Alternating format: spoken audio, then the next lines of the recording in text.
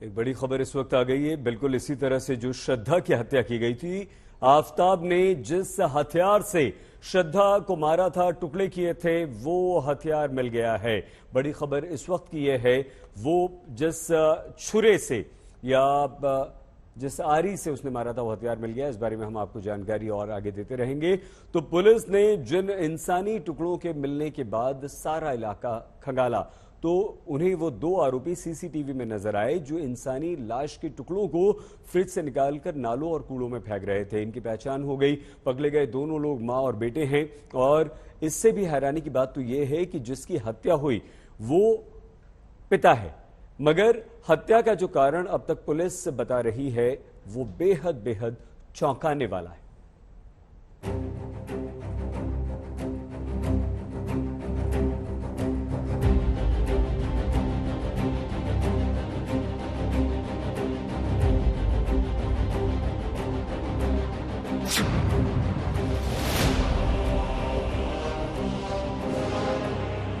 इस सीसीटीवी में जो कुछ नजर आया उसने दिल्ली पुलिस की आंखें खोलकर रख दी, क्योंकि सीसीटीवी की इन तस्वीरों से दिल्ली के उस कत्ल की गुत्थी से पर्दा उठा है जिसे टुकड़ों में दिल्ली पुलिस पिछले 6 महीने से बटोर रही थी।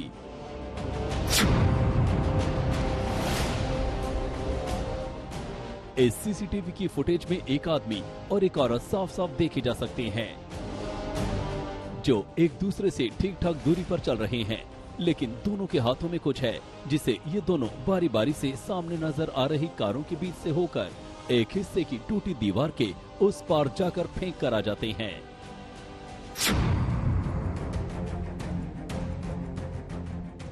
पहली नजर में ये ऐसा लग सकता है कि ये लोग आम लोगों की तरह किसी कूड़े को कूड़ा डालने वाली जगह पर फेंकने जा रहे हैं, लेकिन पुलिस के खुलासे पर यकीन किया जाए तो ये दोनों अंजन दास के शरीर के टुकड़ों को ठिकाने लगा रहे हैं और ये पिछले कई महीनों से ऐसा करते आ रहे हैं।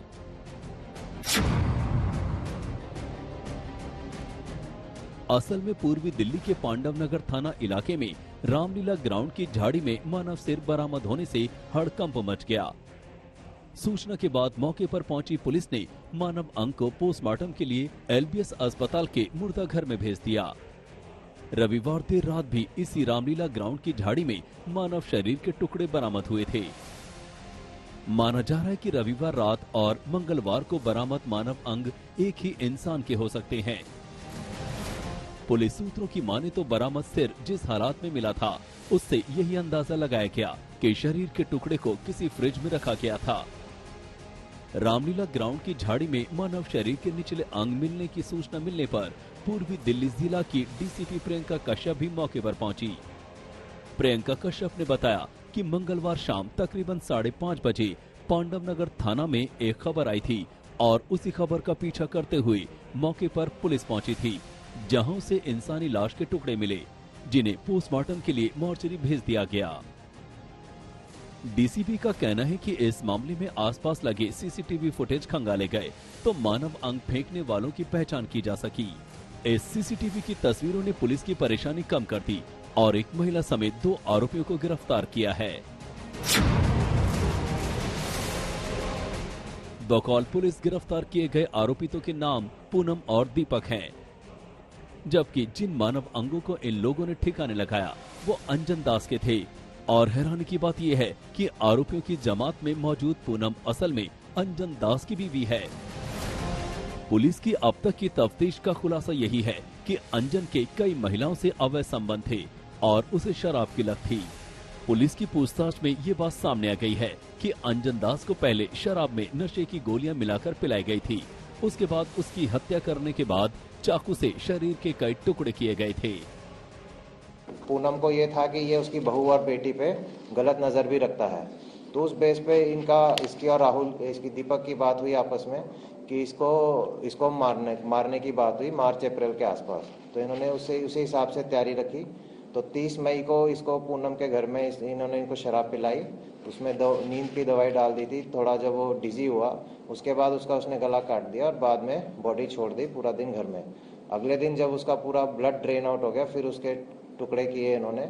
अभी तक जो लग रहा है करीबन 10 टुकड़े किए हैं, उसके बाकी तफ्तीश के दौरान और पता लगेगा।